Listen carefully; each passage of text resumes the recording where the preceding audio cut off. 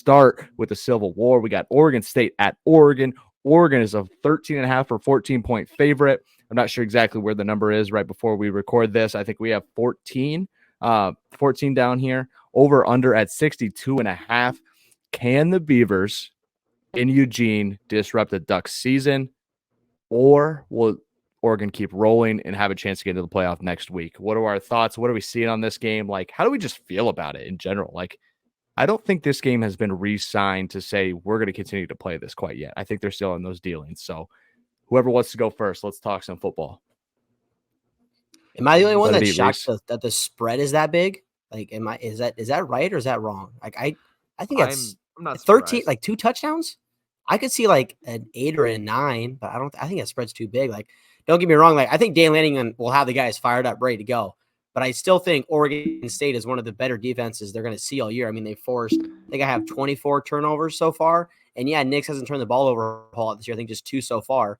But it's going to be a defense that's going to know how to get to him and force him to make hopefully some, in their eyes, some inadvertent throws. And if they can limit Bucky Irving and all those guys like Troy Franklin, I just think Oregon State's defense is going to be a little more prepared than I think Oregon is going to maybe give them credit for. I think the spread's a little bit too big, but I would be shocked if Oregon State would win this game, but I just don't think Oregon wins this game by more than 2 touchdowns.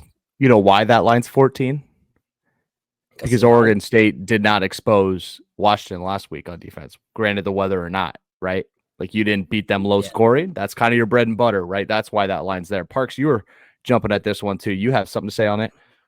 Yeah, you got to know where I'm going to go. I have Oregon in my college football playoff. I think they win the game. I think the line's in a great spot, but my only worry is the Pac-12 is going to Pac-12, man. Yes. Here we go again. Spot. These are the 2 weeks. These are the 2 weeks it happens. What a great spot for Oregon State to ruin Oregon's chance of making it to the college football playoff. Now, to win. Even would they make it the conference championship? Are they guaranteed to go in there? Yes. Yeah. That I'm pretty sure that is locked in. Right. So no, if Oregon State wins, Arizona can get in. See, this is a very good spot. This is where the Pac-12 is going to do it to themselves. We've seen it before, so that makes me nervous. So many times. If I gotta put my money where my mouth is, I gotta roll with Bo Nix. There's too much on the line here. There's too much talent. Bucky Irving to have a big day. Give me Oregon at home to win the final Civil War. I don't think they match up next year, so maybe possibly.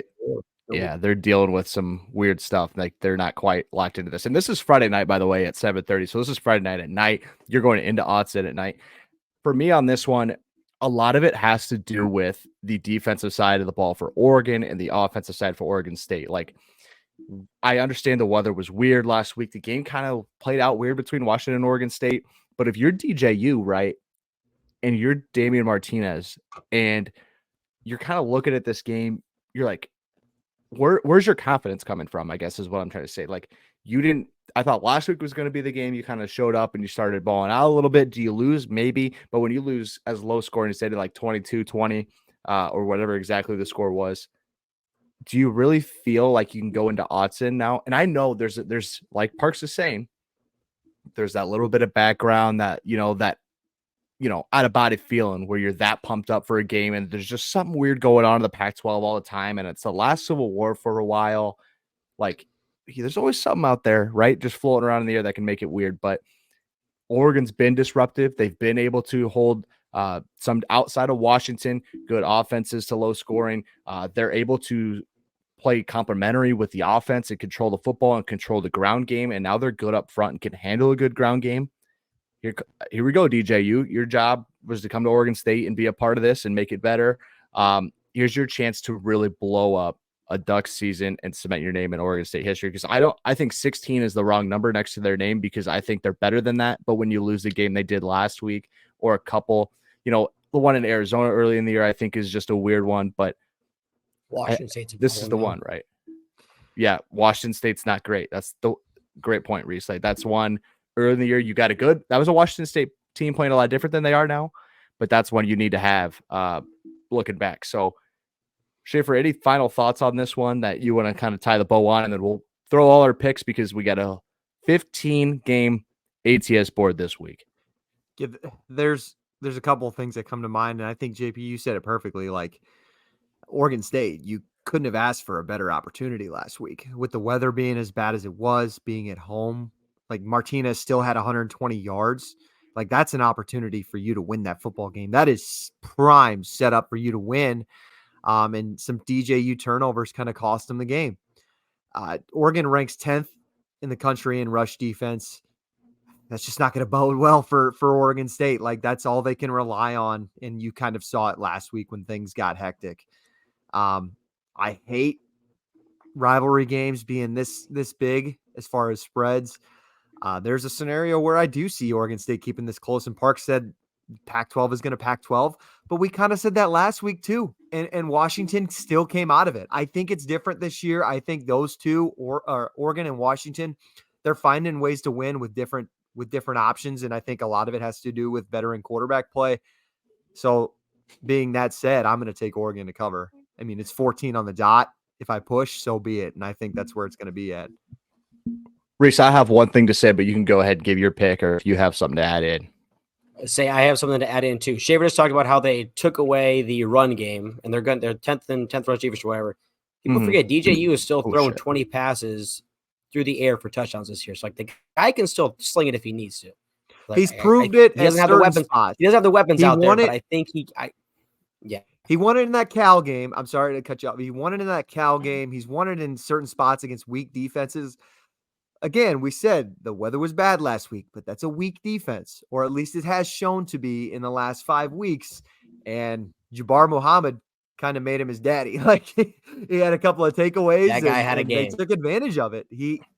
That is what it is. Reese, your pick on this ATS board. I think the spread's way too big. I'd be shocked if they win, but give me the Beavers to cover. Here's where I'm at on this one. We can't forget that Oregon has something to play for here too. This isn't just let's say 100%. a 9-2 Oregon team. No, this is a 10-1 team with a chance to go to the Pac-12 title, to a chance to punch their ticket to a college football playoff after that. This isn't a pushover spot. This isn't in Corvallis. Like that would be a recipe for disaster. We've seen this happen before, but this isn't a crystal ball coach team. This is a Dan Lanning coach team. Like this guy can convince any team. If he was playing a high school team tomorrow, he could convince his team that they were underdogs. Like he's that good of a coach and that good of a prepper. Yep. I would like everything in my being to go with what Park said and then ride with Reese, but I'm going to take Oregon here. I just think DJU in this situation is my favorite DJU. So I'll take Oregon in the 14. But I would not be surprised if this is a live dog in Oregon State, right? So we got 3 Oregon picks. So Oregon State, 1 for Reese. And it sounds like we probably should ride with Reese considering he's up quite a bit. I think 4 or 5 games on second and third place on that ATS board. If we're doing a 15-team board or 15-game board for this week, just so you guys can catch up to me, is bullshit, by the way. I think no. What if you just pound us? Which is bullshit, by the way.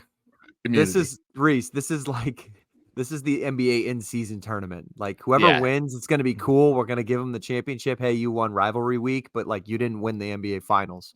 Reese, you won NBA finals. Hey, I won something here, though. I didn't win the conference title thing or whatever, but I won something here. I'm not winning the dogs. I'm not winning the best bets, or whatever, but I'm winning something here. Yeah. Hey, it's okay, Reese. We're not trying to take anything away from you. One of these boards actually counts. The other 2 are for rivalry week in general, if that makes sense. We'll throw it into a little bubble there. All right, let's jump into the next